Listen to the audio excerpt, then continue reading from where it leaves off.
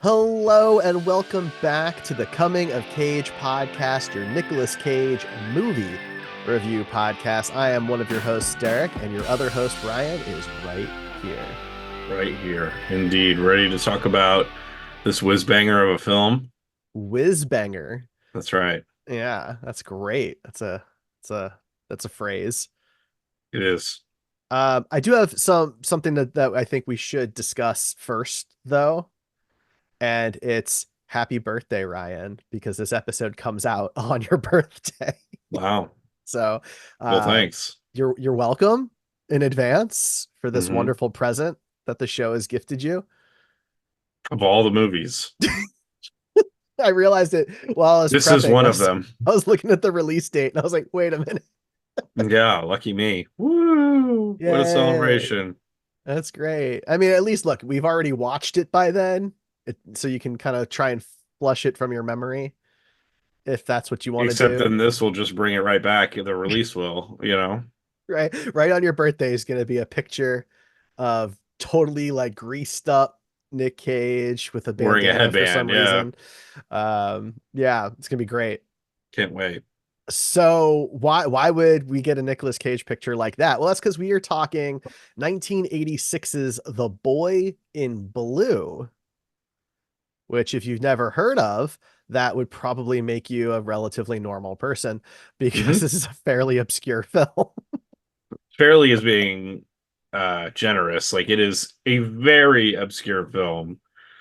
Yeah, Usually there's it's like hundreds of reviews on every Nick Cage film to go through when I'm looking for stuff for our later segment, but this one has 13 reviews. whoa, geez, that is low. That Yeah, is low. I wonder, do you know how many Never on Tuesday had I for can look real comparison? quick. I'm just curious because that I thought was gonna like was the most obscure film we've covered so far as like availability, right? We had to watch a free version of it on YouTube that probably isn't legit out there. That one had 8 reviews. Eight, okay, all right, so they're kind of same ballpark. So Yeah, similar. okay, well that's good to know. Yeah, this one was tough. It I was hard to watch, like hard to find to watch too. This one yes. was, I mean, the at least Never on Tuesday was available on YouTube. This one was not. It wasn't available seemingly anywhere. I don't know how you ended up. Well, I guess we talked a little bit about it, but I mean, even if you want to buy a legitimate copy, it's very difficult. I did buy a DVD copy that I did not realize until it showed up was a French version of the film, where in the United States, for those who don't know, DVDs and Blu-rays are region locked. And so I couldn't watch it on any of my players except my computer. It turns out that my wonderful 15-year-old Blu-ray drive can watch a PAL disc, it turns out. So I was able to throw it on my Plex server and watch it that way, hmm which was That, lucky. that is a way to do it. It was lucky, very lucky. Yeah, so it was very hard to find. Argue like not quite as hard to get as Never on Tuesday. Never on Tuesday was harder because I could only find it on VHS or Laserdisc for like $100. I Yeah, did get this DVD for like $12. nice. That'll be a good addition to your collection that you'll never watch again. Uh yeah, I think that's probably true. So yeah, The Boy in Blue is a biographical drama sports film, according to IMDb. It hmm is about, quote, a biography of the famous sculler, Ned Hanlon, who led a colorful life as a bootlegger at the turn of the 20th century. Yes, and if you Um, don't know who the famous Ned Hanlan is or know what sculling is, guess what? Nobody does. I mean, unless you're just like a sculling enthusiast. I mean, it kind of looks like a sport that I've seen on the Olympics that I think they call Rowing. something else. Yeah, just rowing, right? I don't know. Is that Yeah. the same sport or is it a I don't different sport? Because it's listen, I'm not an enthusiast, so I couldn't begin to tell you. I'm sure there's subtle differences, or maybe not subtle differences. I don't know. Couldn't begin to tell you, couldn't begin to care, to be honest with you. This movie could not make me care at all about anything related to it. So other than Nick Cage being shirtless and greased up. I will say, yeah. So if you've never seen this or anything, I do recommend Googling it because you do get a really great shot of Nick all shirtless and oiled up and just ripped. I mean, Yeah. he is in good shape in this movie. Yeah, probably peak physical fitness for his age specifically. But yeah, yeah, and also the poster that shows that would give you no indication about what this movie is. In fact, Oh, I was gonna bring it up later when we're going through notes, but I think that somebody saw Rocky and was like, you know what? What sport have we not had a good movie about? And then they were like, sculling, sculling. obviously. Yeah, that's the Let's get one. Nick Cage. Let's get him working out. We're gonna do a bunch of montages. He's gonna be doing sit-ups and push-ups. His shirt's gonna get ripped off at least 3 times. And That, this is gonna be his Rocky. And we'll have God. 5 sequels. The fourth one, he'll fight Ivan Drago. Oh man, see that I would That have would been be curious. a skull versus Ivan Drago. I would You have know? watched that one. Yeah. I, It I would couldn't have have been skipped worse than ahead. this one.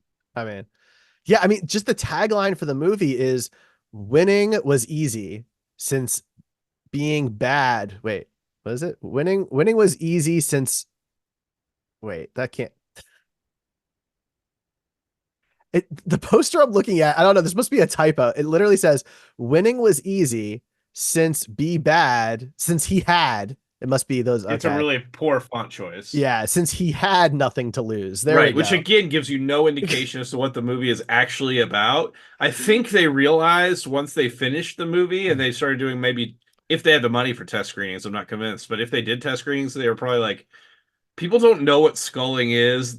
We cannot market that at all. So here's what we're gonna do. We're gonna put Nick Cage greased up, shirtless with a headband, like a mix between Rambo and Rocky on the poster, and then we're gonna put a really vague tagline, and Yeah, that's our marketing. I mean, it looks like a martial arts film. Right. Yeah. If I saw that, I would think this is going to be Kickboxer, Bloodsport, Right. something like that. Yeah, for sure. Yeah. Rambo, even. Well, and to your point, this came out 1 year after Rocky 4, Yeah. right? And I mean, you can tell. You These can kind of these kind of movies were popular. I mean, the original Rocky kind of set the stage for that, but then sure. obviously every subsequent Rocky, everybody was trying to find their hit version of that, and this was not it. I mean, the good news is there's no robot in this movie. You No, know. but there would have been in the sequel. All right, let's get into this, man. You took notes. I can't I imagine you did. have a ton, but I'd have more than you would think because of just the ridiculous things that have nothing to do with anything plot wise in this movie that happened. all right, I mean, I don't awesome. know. It's just we'll dig into it. So yeah, my first note is sculling because there's a thing that pops up right at the very beginning, giving you exposition about what sculling is. It's like a freeze frame, which was an odd choice. It Yeah. could have just been a blank screen, but no. And keep in mind, this was 1986 when this movie came out, but Yeah, the movie is supposed to take place at the turn of the century, like 1900. right. And we'll get into it more, but it feels like they wanted to make an 80s movie In and dress 1880s. everybody up in 1900s or in like 1900s. Well, not everybody. Some people up in 1900s garb, but have Yeah, the entire filming like the way it was filmed, everything about it feeling like a 1980s movie, but taking place in 1900. Anyway, that's fair. then we see young Nick rowing, like alone out on the lake, just Mhm. rowing. Well, he's not alone. No, actually, this is the It's a first race. It's his competition, first right? race. It's the Yeah. first competition we see. Some guy knocks him off his boat, which apparently is cheating. It's not a full contact sport. Well, that's the Chekhov's gun that comes back later in the film. Right. You That's true. know, Wow, you're giving this film a lot of credit. I mean, I will say this. I had a moment because when we first see him, his head is facing like the opposite direction in a very obvious way.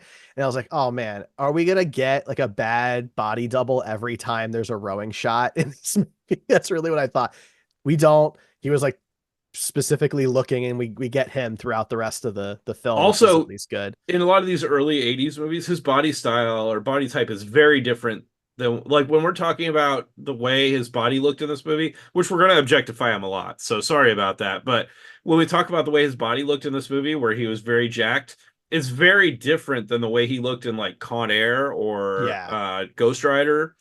But he was jacked in those movies too. His body definitely changed between the as it does in 15 years. Um, you Because know, he's very lean still in this movie, but he's very cut. yes, right, Whereas like the Con Air era, he was bulking a bit more. right. Like Con Air era is more like Rocky One, whereas this one is more like Rocky Two, and he got really shredded, Right. Yes, that's more good. shredded than a julienne salad. You know, that so shredded. He ate a lot of bananas, I think. Gotta get that Mhm, potassium. that's right. Anyway, this was also pre-tooth fixing, Nick Cage. Yes. Yeah. Not that that's a really big thing to bring up because I don't think he looked bad before the tooth fixing. No. I don't think he looked better after the tooth. I think that was something that he wanted to do for himself. Mhm. But and that's fine. But yeah, this was we I think we've done two other movies before that happened, haven't It we? must have happened like right after this. Well, we said that when we watched Valley Girl too, I think. That's fair. Yeah. I mean, it definitely happened in this time frame, I think if I like had in known about it, 87 ish. yeah, I think that's fair. If I had known about it going into the podcast, I probably would have paid closer attention. Right. I don't think either of us really realized Yeah. that that was going on. Um, but yeah, we find out he's a moonshiner, which we may need to add. We might need to add. It's not quite common enough to be on the bingo card, but this is the second movie I think we've done where he's a moonshiner in the Huh. early 19th century or 20th century, I should say. Really? Yeah, because Cotton Club, he was also a Oh, moonshiner. right. Right. Yeah. Good Yeah. memory. Yeah. Very Interesting. nice. Interesting connection there. Yeah. Actually, there's a lot about this movie that reminded me of Cotton Club. That's fair. I Um, can see that. Cotton Club, if you haven't listened to that episode, feel free to go listen to it. I did not like that movie. I thought it was well made, but I did not enjoy it. I thought it was very boring. This movie was slightly less boring, but less well made, if that makes any sense. I think that's a fair descriptor. Yes. I think that's fair. But very similar Nick Cage's, although he was Mhm. the main character in this one versus he was a Right. very secondary character in Cotton Club, but very similar time frame and everything. Both early movies. And then we get this might be all over the place because there might be like 10 or 15 minutes that I skip and that I'm like nothing happened. But we get woman on top sex, Yeah. which Pretty I didn't think quickly. we'd get many bingo cards, but many bingo squares, but that is a square on our bingo card because that happens all the time in his All the time. movies. I'm not sure why, but it I does. mean, I think we know why. We also have a spot for unenthusiastic sex, but this was not No. unenthusiastic. He was enthusiastic with this one. Agreed. Um, and correct me if I'm wrong, but when we watch this later in the movie, this woman that he's having sex with, doesn't she marry Yes. the manager later in the what a weird triangle relationship that is. Yeah, no, it's very odd. I early There on in the isn't we don't movie, really get any information as to her relationship to him. Are they dating? Are they I got the just having impression, sex? Like is she a yes, hooker? What I think it's that. I think she she's is a woman of the night. yeah, yeah. I Okay. think that's what the implication is, especially because they're trying to draw a very stereotypical line So between stereotypical. Yes. Hanlon's world and Margaret's world that we get So into. yeah, So, so just to clarify what that is, like there's the like rich people and the poor people. And right. this movie is so heavy-handed with its like imagery and the way it writes these people. All the poor people It's do illegal stuff, right, and they're right? very dirty. Even like after he does that race, I I don't know know. if you noticed this. He's After so he dirty. finishes that race, he's covered in soot. So I had a theory about that. I do have a theory because we see it again later in the movie. I think he only does that when he's about to row at night to hide himself better in the boat when he Why does the does he need to be bootlegging. hit? Oh, right, but why would he be immediately after a race covered in soot? Well, we don't know how much time has passed, but we know that in that scene, he immediately goes into the boat and ships off. So somewhere between the race and that scene, he does that to prep himself for the night row. Okay.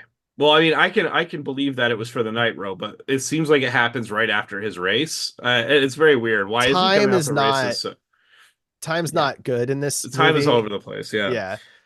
So yeah, he's having a woman on top sex, and somebody starts banging on his door Mhm. a lot, and he nuts right when or she wait she nuts right when he says it's the cops. Did you notice that? He's I like, mean, "Oh, get off! It's the cops!" And she's like, "Ugh." Right, Just like that. that. It's uncanny. It's what it sounded like, honestly, like a elephant giving birth. Oh my God. But yeah, apparently that was all it took to put her over the edge. So anybody who's listening, if you need help in that moment, try it. See if it works. Just yell, "It's the cops." That might do the trick. And then let Ryan know how Yeah, that went. tell Derek on Threads or whatever platform we're using these days. Um, okay, so I noticed this early on. This movie takes place in the night in like 1900, right? Give or take, yeah. Everyone has mustaches. Every man in this movie has a mustache, except for Nick. Not literally Huh. every man, but like 95% of the men in this movie have Yeah. mustaches. And I Googled Hanlon, Ned Hanlon. He had a Oh mustache, my a God. very thick mustache. All right, I gotta. That's really funny. So the one guy who we know for sure had one. Nick is so clean shaven in this movie. His chest is bare, no hair at all. That's But really the funny. real Ned Hanlon has a mustache, but he refused to grow one for this movie. I don't know if he refused. He did not grow one for this movie, which is a little weird because in his later films and the films that we kind of grew up with him, he would do whatever it took for the role. He would make choices about it, things like that. If it was true to the character, he would absolutely grow a mustache or have a prosthetic mustache. This Yeah. one, he's like, nah, I no. think maybe this like had to do with the fact that he's supposed to be the heartthrob of the movie, right? He's our protagonist. So in He's young and 1986, you're saying attractive. that people did not find mustaches attractive in the 80s. I'm thinking they were just going for a specific look. I mean, if you think of all the major action heroes in the 80s, how Yeah, many have mustaches? basically none. Tom Selleck, that's it. Yeah, that's what I'm Burt saying. Reynolds. Yeah, Yeah, those are the only two. But if but you look at Rocky like didn't, right? you Stallone, slide in Schwarzenegger, Schwarzenegger, Dolph, Kurt Russell did right? in some movies, but not in others. So I think they Yeah, were just kind of going for a certain look, and he was still early enough in his career where I don't think he had done facial hair yet and in I a don't think he movie. could have grown a mustache like that at that age. I I mean, maybe definitely couldn't have. I he mean, was only 22 when the movie came out. that's what I mean. You might have been able to at 22 because you're very hairy, but That's me, true. I would have had like the stringiest, gross looking must. I mean, they could have done prosthetics, but I don't think that was in this movie's budget anyway. I did. I had a full beard by 16. Yeah, exactly. There you It's go. A little also why backstory for I'm, our listeners. not particularly tall. Right. Because with the hair, he grew hair instead of Height. inches. Yeah, Yeah. that's how it works. So yeah, literally throughout this whole movie, everyone had mustaches except for Nick. That's a really Um, funny observation. yeah. Uh, then we get a scene where two guys are getting butt massages. That was Uh, so funny. Out of nowhere, he like I shows up know. to this competition, and these dudes they're wearing like normal pants, but their butts are just getting rubbed like Greased up, vigorously. baby. Apparently, it was grease. I mean, I could definitely tell there was something being rubbed into them, but I didn't. There was no context for somebody that doesn't know what sculling is. At this point in the movie, there is zero context as to what's happening. We're just watching two dudes just get their butts rubbed down. Not Very like like raw butts, aggressively. just like Yeah. clothed butts, but It was a aggressively little rubbed. jarring. I It mean, the stood movie out. assumes some sculling knowledge, I think. Right. I mean, they do talk about greasing later, Yeah, but that's much but later. yeah, at this point, you haven't seen anything that would indicate why they're getting greased up. So they go. The basic plot at this point is that this guy sees his race and is like, "There's another race coming up. I should represent you. I could be your manager. It's in Chicago or Philly or somewhere in that area. I don't know. Billy, So yeah. Philly." And he's like, I can get you there, and as long as you bring your skills, we're gonna make a lot of money. And he's like, no, no, I don't want to do that. Well, then coincidentally, the police are onto him while he's bootlegging, and the guy just happens to show up to save him. And they Mm, row out to this boat that's on its way to Philly. And so they get to Philly, and that's where he sees the butt massages. But he needs a boat now that he's out there. And right. so they go to this dude who apparently has created like the most advanced sculling boat, Skullcraft ever. And it Hmm. has a seat that's on rails, like on wheels. Hmm. And we have, again, no context to this or why this would be interesting at this point. But I thought it was hilarious because they open the door to this room where this boat is stored. First of all, it's a big room. 1900 houses didn't have really big rooms, or like buildings didn't have huge rooms necessarily, unless it was like a warehouse. But this room is really big, and the only thing in the entire room is this boat up on like some riser things. And when they open the door, it literally goes like, and like a beam of light comes out of like the ceiling and shines on this boat. It's such a ridiculous moment.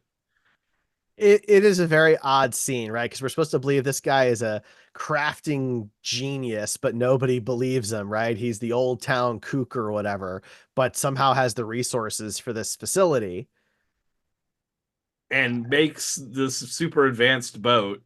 And but yeah, my note was literally revealing boat like it's the Holy Grail because or like maybe it was like the Ark of the Covenant in Indiana Jones. I mean, it was beautiful craftsmanship. I will say that, Sure, you know, but it's the guy can build a like boat. why are we supposed to care so much about this boat with zero context? Well, I mean, I guess let's put ourselves in 1986 shoes for a moment. Who would be going to this movie? No one, I hope. So this is a Canadian film. Nick Cage's character Ned Hanlon is living in Canada at the beginning of the movie. So they're actually going to a different country to go to Philadelphia. So this was shot like it's a Canadian film. The budget was in Canadian loons. So maybe people in Canada know about this stuff and we just don't down here. Maybe. I don't know. I That's my feel like only. I feel like with 13 reviews on IMDb, it nobody really knows anything about this stuff I mean, I think that's fair, but it does have like because the one. internet is international, Derek. It is, but there's 1,500 reviews on IMDb. They just don't have written things. They're just star reviews, right? So I mean, people have seen it. You Okay. know, What maybe was that the other movie that we were comparing it to earlier? never on Tuesday. Let's Maybe it's see just a how many situation reviews that has. like Canadians are not as prone to writing a review of a That one movie. has 2.3K reviews Okay, for okay, context. interesting. So it has more overall reviews, fewer written reviews. It's very interesting analysis. Yeah. I don't know, man. I don't know.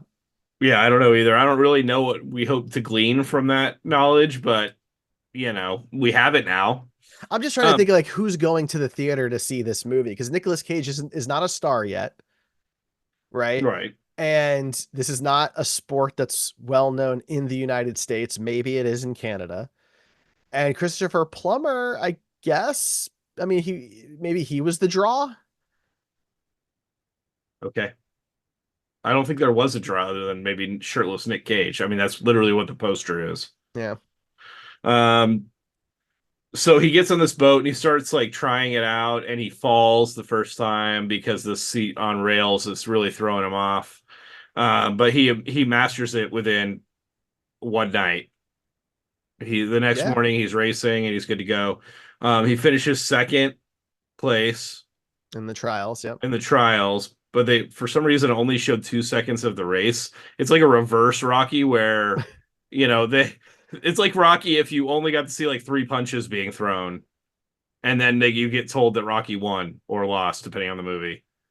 Yeah, I mean, I think it's Like if you're hard. there for, are you there for sculling? Because if you're there Oh for no. sculling, they did not show very much of that. Yeah. I mean, I don't know, man. I don't really understand who it was for. I don't. Exactly. But yeah, then they coin the announcer calls him the boy in blue because he was wearing a blue uniform shirt. Which I guess like so Bill was the guy who was going to be his manager, I think. Um and he was able to buy him a shirt and I guess the only color he could afford was blue for some reason.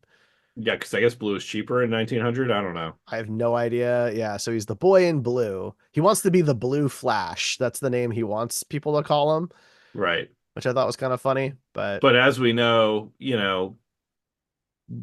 from superhero movies, you don't get the name you want. Bruce Campbell names you. that's right. Yeah. You want to be the man spider, but guess what? You're Spider-Man now.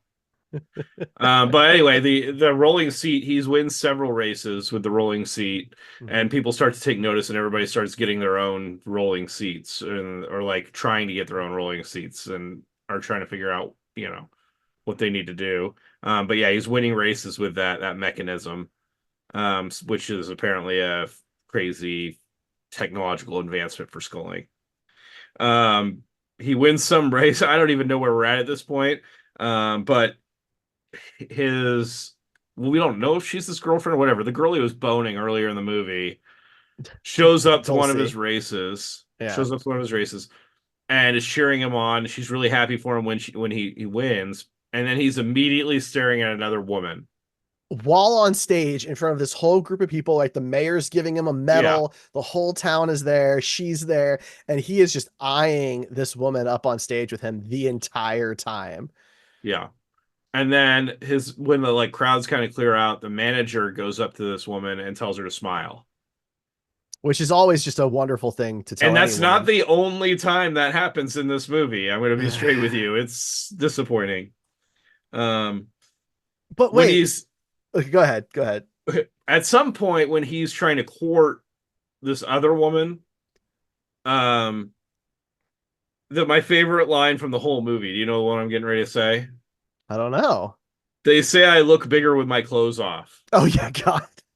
Keep in mind this is 1900, and he makes this to a woman that he's never met before. He says that.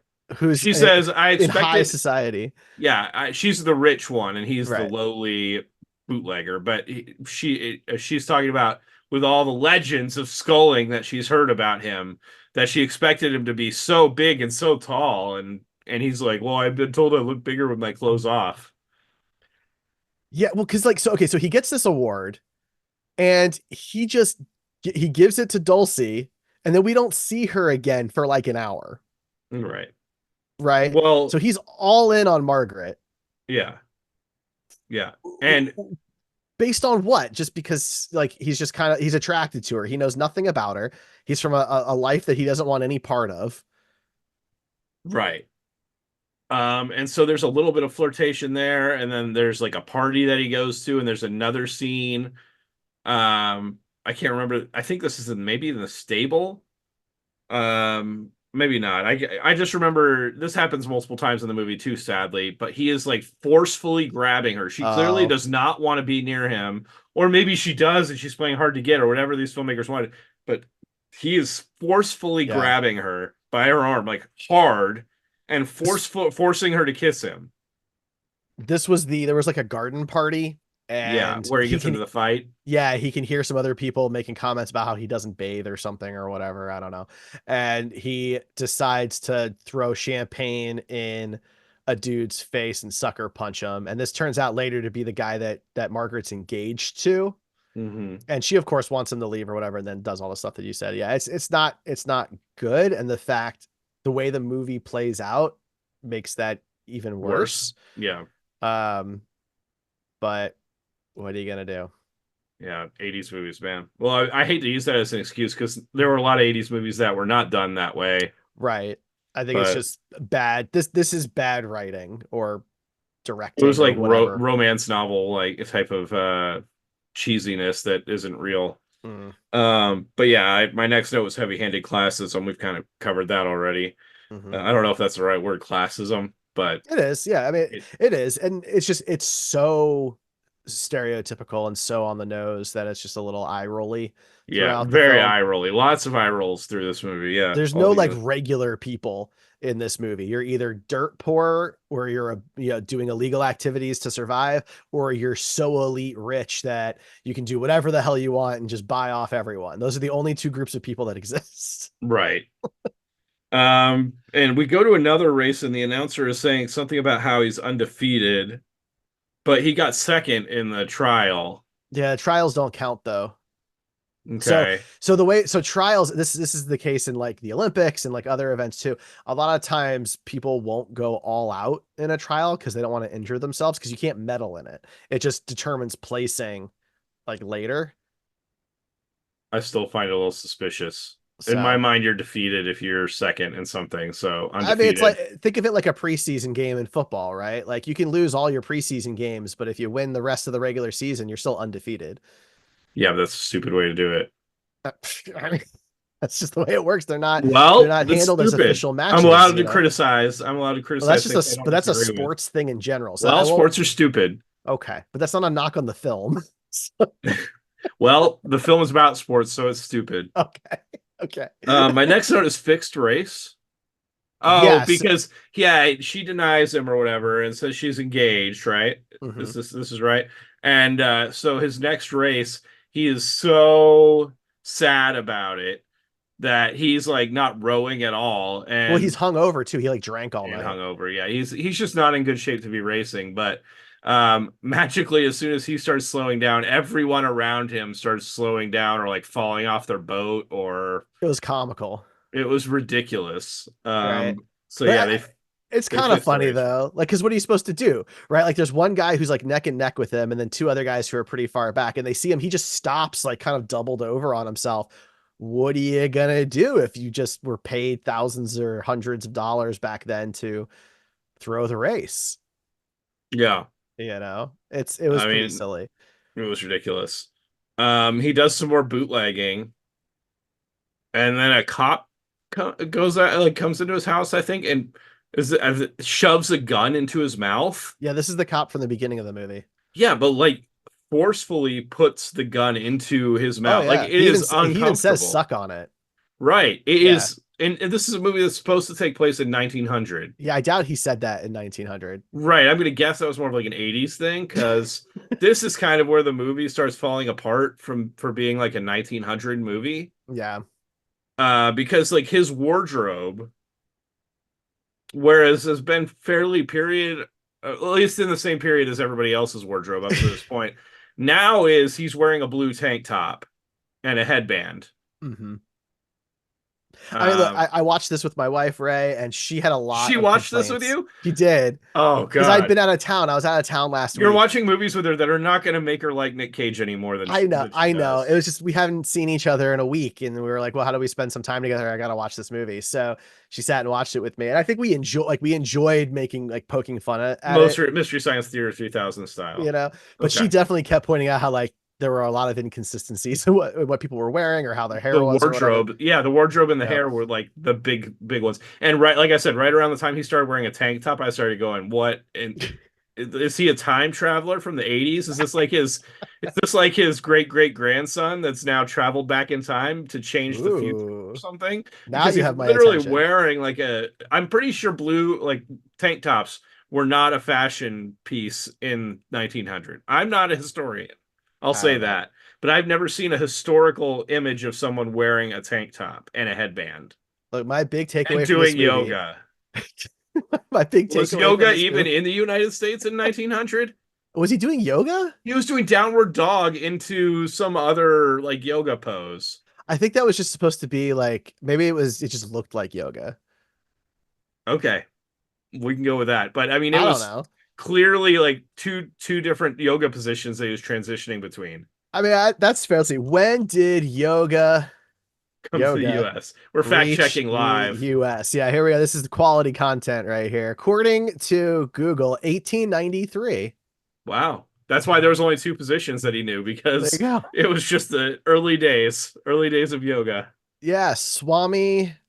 I'm not going to butcher their last name. Gave several lectures at the Chicago World Parliament of Religions. The event effectively marked the start of yoga in the United States and the birth of modern yoga as a transnational movement. There you go. Okay, so period correct. Although I still stand by the tank top not being period correct. We get our first montage of the movie at this point. Yeah, with somebody really wanted that Rocky 4 theme song, It like was real like and bad. they like changed one note in the Rocky 4 theme song, and that was. But yeah, this was a montage. And again, at this point, it's unclear how much time is going on. No idea. It's just a bunch of victories. He's just winning everything, and it's a montage of all his wins. Um, then he changes into a shirtless V-neck vest with nothing underneath. I want to be clear about that. He's very trendy. I mean, yeah, these are designs that wouldn't be possible, wouldn't be like popular for another 80 years. He's way ahead of his time. Way ahead of his time. I don't even know whoever thought of this. It's crazy, but yeah, I mean it's a great action hero like or like a stud lead type of wardrobe for sure, Well, I but think not in that's a what it movie is, set in right? 1900. They were like, look how good he looks. We have to find some way to keep that on screen as And he much as managed to get his possible. shirt ripped off like 6 times throughout this movie, so yeah, yeah. And then we get a shirtless stable workout from the poster Which is great. where It's he's just such in a stable doing like sit-ups with weights. yeah, little Yeah, 5 pound weights. Those I'm wondering if those are period accurate. Those look like the ones that you would just like buy at Walmart or right, something. You exactly. know, They do not like look period accurate. And also to get a body like that, you're probably not using 5 pound weights. I'm well, just gonna here's the say thing, that. like was he working out like this as a bootlegger? Right. Where did he get access to these weights as a bootlegger? Those got to be expensive. Right? Or like would he have wanted to do that? Because he seemingly drank all day, rode all day, and then bootlegged at night. So like is that he just got the body from doing the rowing, I guess? I guess. I mean, rowing is a thing you do at gyms. Right? Those rowing machines, Yeah. I mean, it the is a Ned really Hanlon good workout. machines. And I imagine that when you're doing it on a piece of a body of water on a thin boat like that, that there's a lot more isometric type muscle where you're like isolating Isolating. muscles, certain specific groups of muscles, because you're trying to keep the boat from tipping. It's like when you use the bands to work out and you have to like keep it stable. Like, Hmm. there's certain types of workouts where you're doing something that's uncomfortable because you have to keep it stable and that works extra muscle groups. Yeah, So I'm that's fair. assuming that rowing would probably, I mean, I don't know if it would give you a body like this. I feel like it would give you more of like a runner's body. But who knows? For all those scholars that listen to our show, if you can let Yeah, us let us know, know what your body yeah, looks like. Send us some shirtless pics. What do you want to send them to you at Threads, Derek? just cominguncage.com, you'll There find you our go. links. There you go. Send them to Derek directly. All the shirtless pics. Only from Scullers though. Well, Um right, obviously. so yeah, then we find out that this woman that he's been crushing on this whole time is engaged. We didn't know that up until this point, but Hmm. yes, That's we the find big out she's reveal. engaged. Big Well, because she reveal. comes and sees him in the barn because he gave her a puppy. Yeah. And of course, she sees him, shirtless and sweating and working out, and she like can't And quite he's handle it. forcefully grabbing her again. Well, of course he is. Also, the number one gift to give to someone you love is another life form that they have to care for the next 10 to 15 years. In Hmm. most cases, that's not a good idea, guys. Let's just be real. Hmm. Don't send someone you love something that they have to take care of because that's not fair. That should be something that you discuss with them Hmm. and decide that they're ready for it. You as a couple are ready for it. Don't just send it to them. No. That's ridiculous. Yep. Anyway, Yep. Yep. we get another vest and headband combo after that. Not period correct. Then we find out that the manager is now engaged to the girl he boned in the beginning of the movie. Yeah, because he hasn't seen them, I guess, In in a a long long time. time. I Yeah, get because because I he guess we started talking another guy wanted to manage him and blah blah Christopher blah. Plummer's character. So I guess we kind of skipped over the crux here, which is that Christopher Plummer's character Knox is the richest guy we know, and he fixes all of the sculling in the United States essentially, Right. and bets on it to make his fortune. And so he takes over Ned and pushes out Bill or whatever his name was, um, and pays him off essentially to go Right. away. That's the entire plot of the movie, basically, besides the Mhm. romantic part and the sculling being like a far distant third. The main plot of the movie reminds me of like the old Love Bug Herbie films, I could see that. Yeah. which is not a compliment. Those are like cheesy little kid films about a car that comes to life, right? Like, but that's just kind of the vibes that I was getting from this story. Yeah, I can see that. At some point somebody calls someone else a fart catcher. I guess I missed that. I don't know. It was not just once, I'm pretty sure Oh it my was a God. couple of times. It was awful. But that's a real thing that they say in this movie. Yeah, Um, it's great. Just great.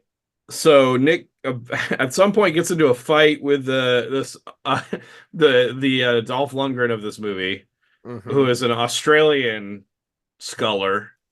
That's right. And he gets banned for life because he tries to fight him, or he does fight him, really. Well, no, no, that's later. Oh yeah, because he hits him with the boat with his boat while they're Yeah. racing. So Yeah. the fight happens in like a dark alley.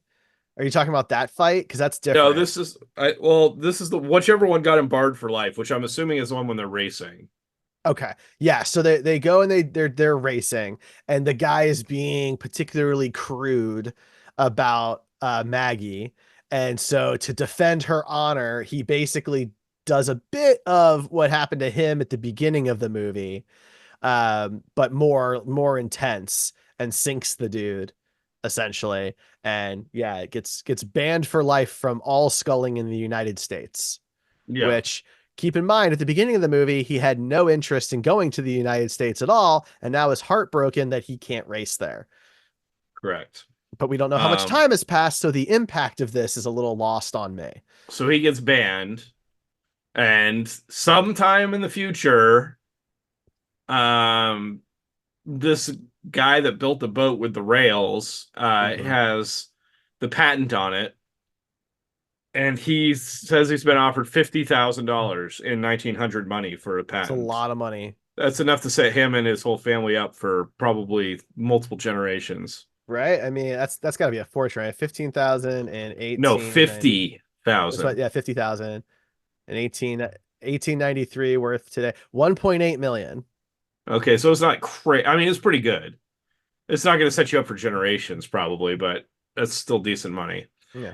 And we get a workout montage next. Mm-hmm. Very rocky montage Because he's workout figured out thing. that Ned can race this dude again at the world championship or whatever in England, Yeah, right? Because he's not banned in England.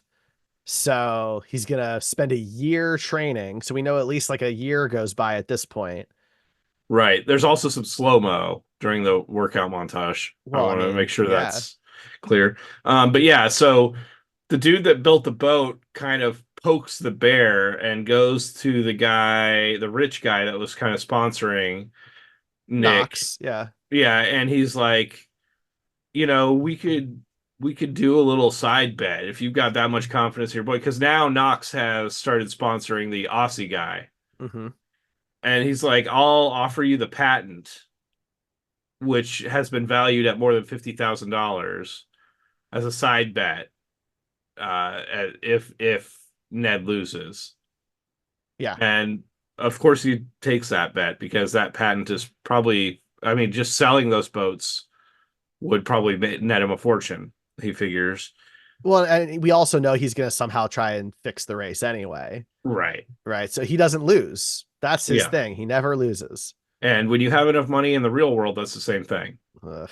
But I don't remember the events leading up to this, but at some point, his love interest and her fiance are riding off in a carriage together, and Ned like chases them down and is trying to talk to her while he's hanging off the edge of the carriage, and the guy just like gently taps him with a cane, and he falls off and rolls like 10 feet.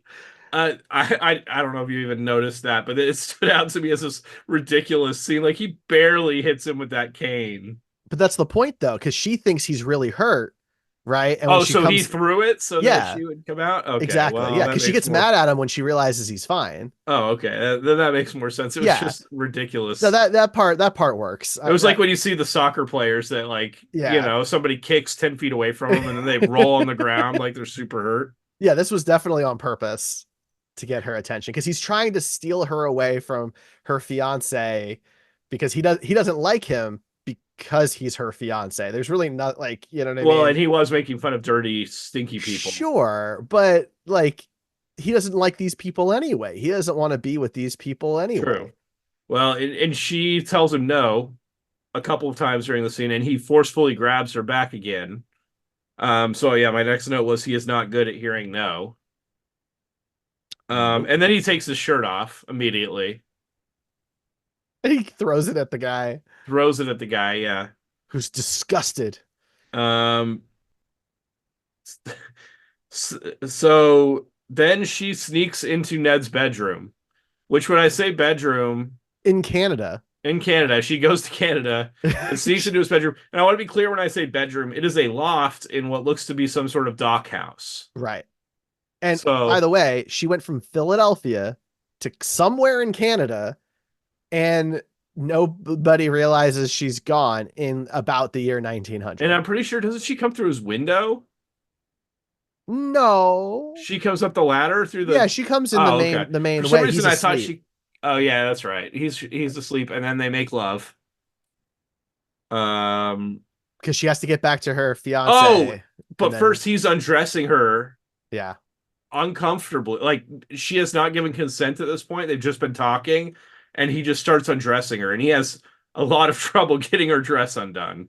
Well, I'll the say. clothes were more complicated back then. Yeah, my note was undressing her without consent, and it's uncomfortable. Like it's a long, silent scene of him like taking her clothes off, and she looks like she does not want this. Mhm. Was that just me? It's uncomfortable, but to be totally honest with you, I wasn't sure how much of it was the story and how much of it was the acting not being so great. That moment felt a little to me like Zondali with the girl that he was with in Yeah, that movie. Maybe it wasn't quite as bad, but it definitely looked yeah. like she did not want this to be happening. No, and I agree with you. I agree, and it's also totally unnecessary because like we do see her boobs for a moment, Yeah, we get full titties. but that could have not been in the movie, and literally nothing changes Yeah, she blasts them nips out, but yeah, it doesn't make for any like a difference in second, the end of the movie. right? Because then Like, we don't. It's not like there's a big sex but scene or something. as we've said before, you have to have titties in 80s movies, apparently. I I guess. It's not in all the 80s, like Nick Cage movies, where we've seen breasts, which is a lot of them. It's not been necessary in any single one of them. I mean, maybe Or like necessary is the wrong driving the word, point. It right? hasn't really driven the story forward at all But or added there's not even like a sex scene here, right? It's not like it's like a whole thing, right? It's a right. brief moment that then cuts to essentially, I guess, the next morning, right? Yeah, So they where just as easily could have cut like right before her boobs come out and the same flow happens versus right. like sometimes there's a big sex scene that's a little different. You know what I mean? Like none of them are necessary, right? So that's not the right word, but this Well, I one, mean, generally when I'm looking at it, I want it to drive the plot forward, and so it's like a fight scene, right? Like I yeah. don't need unnecessary fight scenes. I need fight scenes that move the story forward, progress the story, or give us some insight into the characters. And most of Hmm. these like chesticle, woman topless scenes don't progress the story at all. It was just Yeah. like dudes asserting, like filmmakers asserting their power over the women on the movies, which sadly has some truth to it, as has been kind of uncovered in the last 20 years. Hmm. Um, yeah, nudity was my next note, and then the guy Knox, I think, isn't it Knox that shows up to his house Yeah. So I afterwards? guess we didn't say he's her uncle, Yeah. right? So they're related. That's important. And he actually early on told her to flirt with him. Yes, to get his trust, get him to agree to work with him and all of that, lead him on. She was already engaged when they met.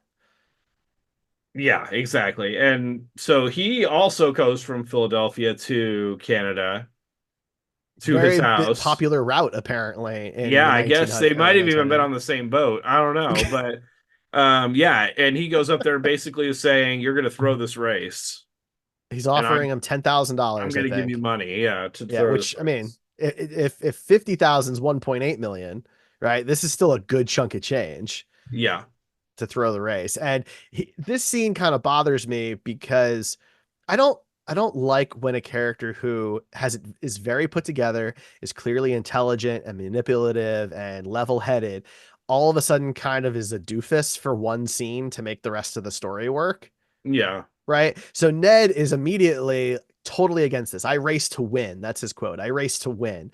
He's completely against it, but he also doesn't want Knox to find his niece naked behind the dresser. So Right. when Knox gets too close, he just flips like a light switch and is all of a sudden like, I'll do it, it's fine. And Knox is like, oh, okay, great. You've come to your senses.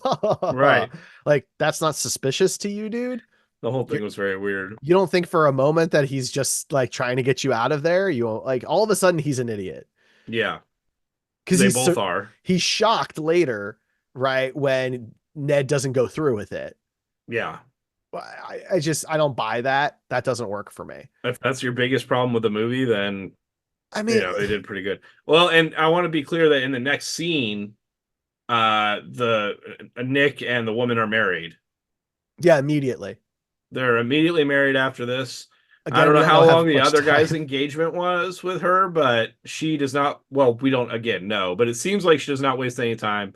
After he's seen her breasts, now they're married. I think the first engagement has to be a minimum of a year, minimum, based on how much time goes by. I think it's longer. I think it's closer to 2 years And then between this one is this. I would instant. imagine a couple of weeks at Yeah, most, yeah. right? There, Because yeah, I mean the timing doesn't really work in this. The only kind of thing that you get at all about time is when the original manager's arm gets broken, and then at some point it's not it's broken healed. anymore, Right. right? So we know, well, okay, at least I guess a couple of months have gone by at this point, but that's really the only thing we get. There's no seasons. We never see snow, right, or anything like that. There's nothing comes up and says what year anything is or month or anything. Though we do get locations from time to time, Sure. right? So I have no idea. Yeah, we're all just pissing in the wind at this point, trying to figure it out. It doesn't matter. I mean, it doesn't real. It does matter in the context of the movie, but they don't give us that information, so we're just meant to figure it out, I Yep. guess. We do get some sweet '80s action music for the next race. Very not period correct music. I mean, it is straight out of like Rocky or any other '80s sports film. It is worth noting that we do know at this point that Knox has paid the old manager to sabotage Ned's boat. And it is worth noting, we didn't bring it up before, but that the old manager has previously sabotaged other people's boats. Right. He sabotaged the Aussies' boat in their original race, and Ned like stopped that from happening Yeah. in the last minute for whatever reason. Um, and so yeah, so he's gonna do it again, but this time to Ned because this guy really only cares about his money at this point. Right. And didn't the other skull, the Aussie Sculler, have one of those rolling He boats at this did. point? So yeah, Yeah. he's upgraded. So Everybody this has is at this like point. Like Ivan that's Drago with like the full, after mhm. all the montages and everything, and he's fully powered up. Well, because they That's make a basically point that. at some point in the movie that like any advantage that Ned had is going to go away because everyone's going to be using the rolling seats now. Right. So during the race we get more slow-mo, which is important. But yeah, the some part of his skull comes off, not his skull like on his head, but The skull in things that reference to the hold the boat, rows, the right? oars, the The oars, paddles. yeah, whatever you call Yeah. them. The things that hold those into the boat, one of them's loose, and I guess you need a wrench to fix it. So he keeps kind of like slicing up his finger or whatever. Yeah, he keeps trying to hand tighten it, but while he's doing this, the other guy passes him way by, like gone. Way now, I'm gonna Full ask a speed. question. If a wrench would fix any fixable problem on a boat, and it's this tiny little thing that we see, why wouldn't you just like keep one on the boat? Yeah, is the 6 ounces going to really make that much difference to the race? Right? It's not bobsledding. Like, It's a fair point. But yeah, the manager swims out and gives him a wrench. well, yeah. So at the last, like at this point, the dude is Stassi is so far gone that it has now become inhuman to be able to catch up to this dude. Right, And the manager finally his senses, get the better of him, and he's like, I can't do this to my friend, and he jumps in the river to give him a wrench. right. And we in the very first race where the guy cheated and knocked Ned off the boat, Ned overcomes huge odds too because the other guy is long gone, and Ned still manages to win somehow. Well, guess what happens in this race? Ned manages to beat this guy Mm-hmm. somehow. It's The only thing your guess is as good as mine. I have to assume that in real life, the Aussie was so cocky at this point because he knew the race was fixed and everything that he just like chilled out and took it easy. But The reason I have a big problem with that is typically these races are on fairly straight pieces of river, right? Like there's Yeah. literally a point that they turn around, but the rest of it's usually a pretty straight shot. So you would think the dude could see him coming Yeah, because they're that's true. facing backwards, right? So like the Aussie can see Ned, Ned can't see the Aussie without turning. So you would Exactly. think even if he had relaxed, that he would see him coming up and be like, "Oh, I guess I gotta go. It didn't work." Didn't work out that way.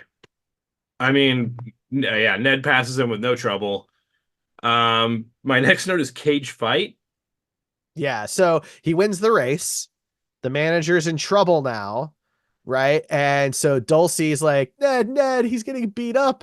And Ned's like, Oh yeah, yeah, yeah. not again, and Oh, and runs that's a. how the movie ends. And Yeah, then yeah, he's like, you take the two on the left from earlier in the movie, and then they get like a freeze frame, yeah, right before the Rocky fight 3 ending. starts. Yeah. Yeah. But then there's like a thing talking about the real Ned and how he got elected to public office But apparently after they don't this. tell us which public office, which I Right. thought Or was where. interesting. Yeah. That Um, felt so fake. It's like he was he was elected to general like, does office. this add to the movie knowing this? I don't think in retrospect it adds anything. But yeah, my last note was that the real Ned Hanlon had a mustache because I had to look that up at the end of the movie. But yeah, And there that's you go. Yeah. it. That's the That's movie, man. it. There's nothing else really to it. There's no, I mean, you can look up the guy. And he's from Toronto, Ontario, if anybody's Yeah. curious where in Canada. It's a fairly large country. But yeah, I mean, he was born in 1855. He died in 1908 at the age of 52, which throws the timing off here a bit because Nick is only 22 in this movie. So does that mean that this was taking place in the 1870s? Try not to think about it that much, Derek. Okay, I don't think the producers did. that's fair. That's fair. But there you have it. That's it. I I really was happy have that this movie was only 1 hour and 37 minutes long because if it was any longer, I would not be very happy. the only fun fact I have. Well, I have two fun facts for this movie.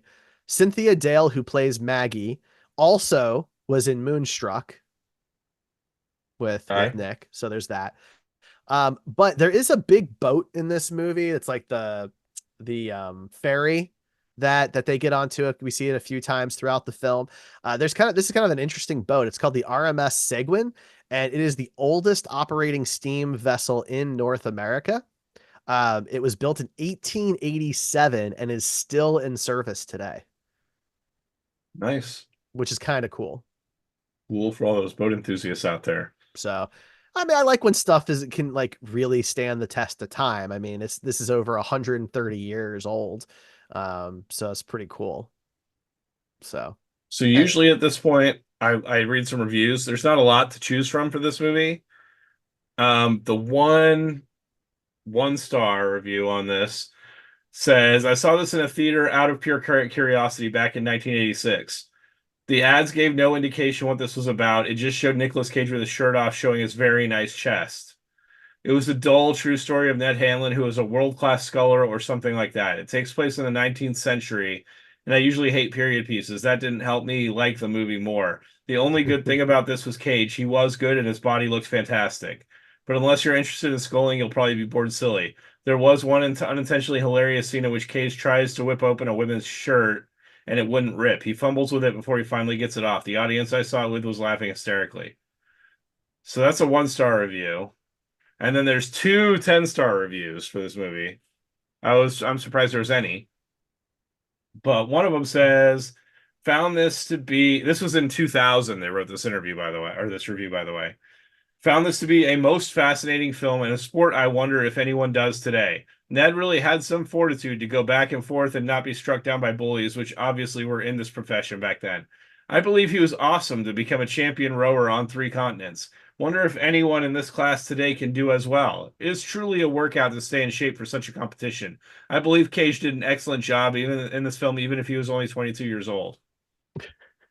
The other one is from 2017. The boy in blue may not have had the sexiest tagline. Hanlon was one of the first scullers to successfully utilize a sliding seat. But hey, there are a lot of movies that don't sound great on paper, but in execution, there's something special. This film is special. You can feel the intensity in Nick Cage's eyes.